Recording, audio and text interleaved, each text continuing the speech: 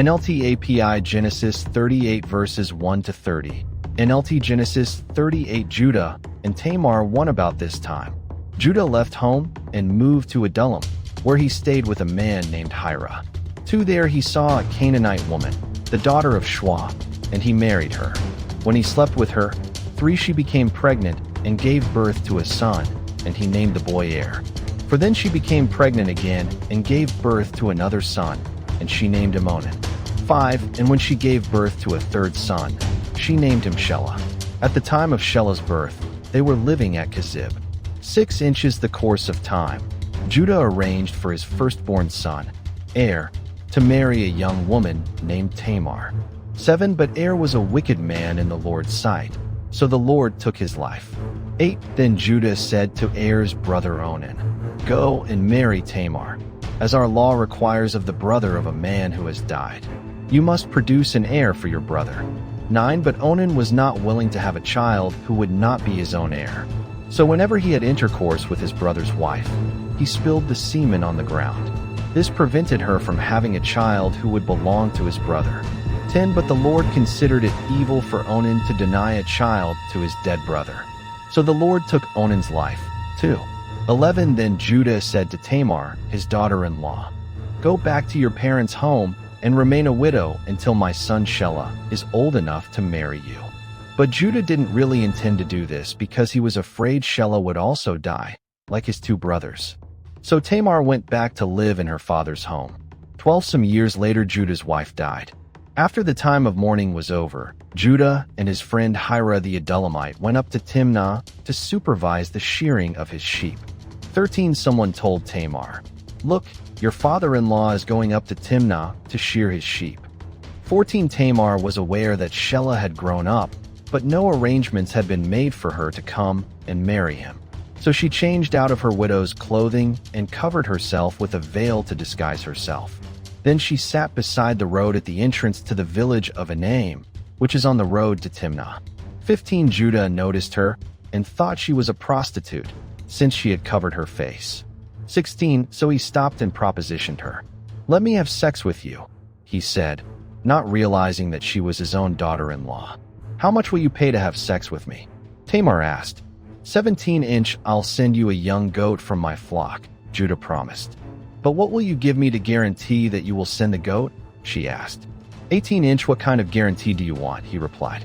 She answered, "Leave me your identification seal and its cord and the walking stick you are carrying." So Judah gave them to her. Then he had intercourse with her, and she became pregnant. 19 Afterward, she went back home, took off her veil, and put on her widow's clothing as usual. 20 Later Judah asked his friend Hira the Adullamite to take the young goat to the woman and to pick up the things he had given her as his guarantee. But Hira couldn't find her. 21 So he asked the men who lived there, "Where can I find the shrine prostitute who was sitting beside the road at the entrance to Enaim?" "We've never had a shrine prostitute here," they replied. 22 So Hira returned to Judah and told him, "I couldn't find her anywhere, and the men of the village claim they've never had a shrine prostitute there." 23 Then let her keep the things I gave her, Judah said. "I sent the young goat as we agreed, but you couldn't find her. We'd be the laughingstock of the village if we went back again to look for her." 24 About 3 months later, Judah was told, "Tamar, your daughter-in-law, has acted like a prostitute. And now, because of this, she's pregnant. Bring her out, and let her be burned," Judah demanded. 25 But as they were taking her out to kill her, she sent this message to her father-in-law, "The man who owns these things made me pregnant. Look closely. Whose seal and cord and walking stick are these?" 26 Judah recognized them immediately and said, "She is more righteous than I am, because I didn't arrange for her to marry my son Shelah."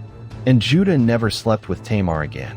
27 When the time came for Tamar to give birth, it was discovered that she was carrying twins.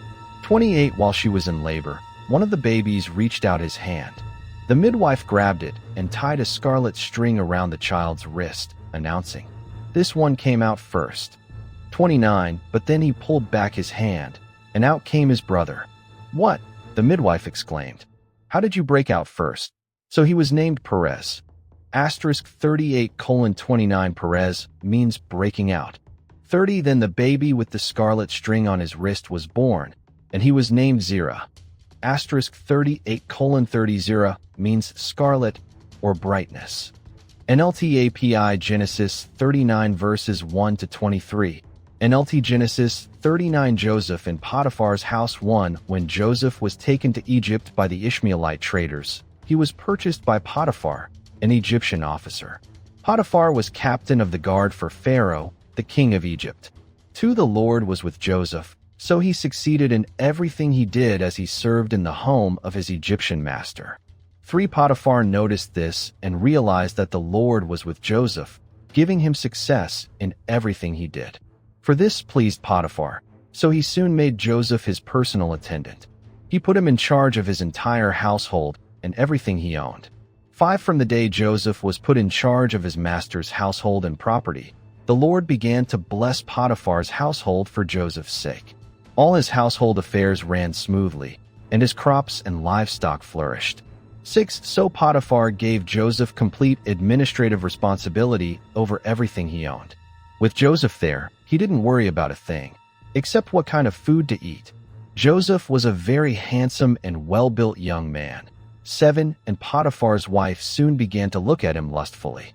"Come and sleep with me," she demanded. 8 But Joseph refused. "Look," he told her, "my master trusts me with everything in his entire household. 9 No one here has more authority than I do. He has held back nothing from me except you, because you are his wife. How could I do such a wicked thing? It would be a great sin against God."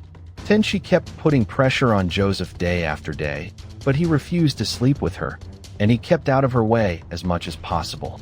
11 One day, however, no one else was around when he went in to do his work. 12 She came and grabbed him by his cloak, demanding, "Come on, sleep with me." Joseph tore himself away, but he left his cloak in her hand as he ran from the house. 13 When she saw that she was holding his cloak and he had fled. 14 She called out to her servants. Soon all the men came running. "Look," she said, "my husband has brought this Hebrew slave here to make fools of us. He came into my room to rape me, but I screamed." 15 When he heard me scream, he ran outside and got away, but he left his cloak behind with me.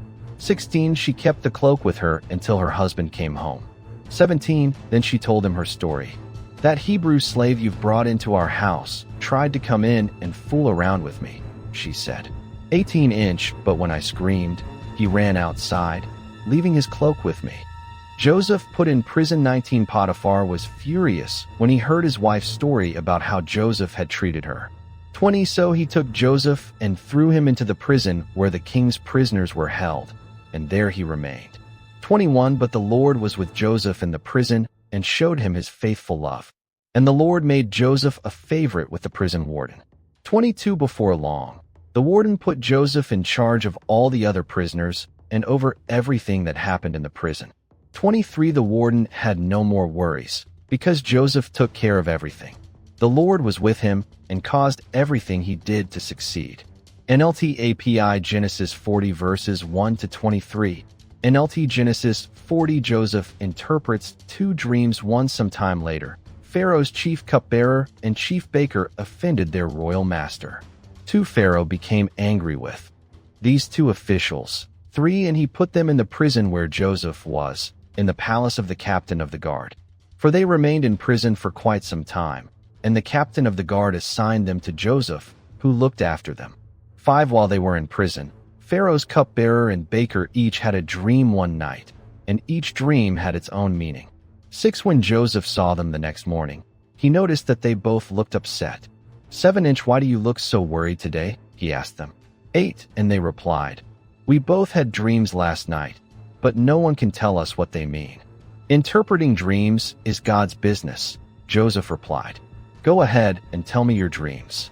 9 So the chief cupbearer told Joseph his dream first. "In my dream," he said, "I saw a grapevine in front of me. 10 The vine had 3 branches that began to bud and blossom, and soon it produced clusters of ripe grapes. 11 I was holding Pharaoh's wine cup in my hand, so I took a cluster of grapes and squeezed the juice into the cup. Then I placed the cup in Pharaoh's hand. 12-inch. This is what the dream means, Joseph said. The 3 branches represent 3 days. 13. Within 3 days Pharaoh will lift you up and restore you to your position as his chief cupbearer. 14. And please remember me and do me a favor when things go well for you. Mention me to Pharaoh, so he might let me out of this place. 15. For I was kidnapped from my homeland, the land of the Hebrews, and now I'm here in prison, but I did nothing to deserve it. 16. When the chief baker saw that Joseph had given the first dream such a positive interpretation, he said to Joseph, I had a dream, too. In my dream, there were 3 baskets of white pastries stacked on my head. 17. The top basket contained all kinds of pastries for Pharaoh, but the birds came and ate them from the basket on my head. 18-inch. This is what the dream means, Joseph told him. The 3 baskets also represent 3 days. 19. 3 days from now Pharaoh will lift you up and impale your body on a pole. Then birds will come and peck away at your flesh. 20. Pharaoh's birthday came 3 days later, and he prepared a banquet for all his officials and staff. He summoned *40:20 Hebrew he lifted up the head of, his chief cupbearer and chief baker to join the other officials. 21. He then restored the chief cupbearer to his former position, so he could again hand Pharaoh his cup. 22. But Pharaoh impaled the chief baker, just as Joseph had predicted when he interpreted his dream. 23. Pharaoh as chief cupbearer, however, forgot all about Joseph, never giving him another thought.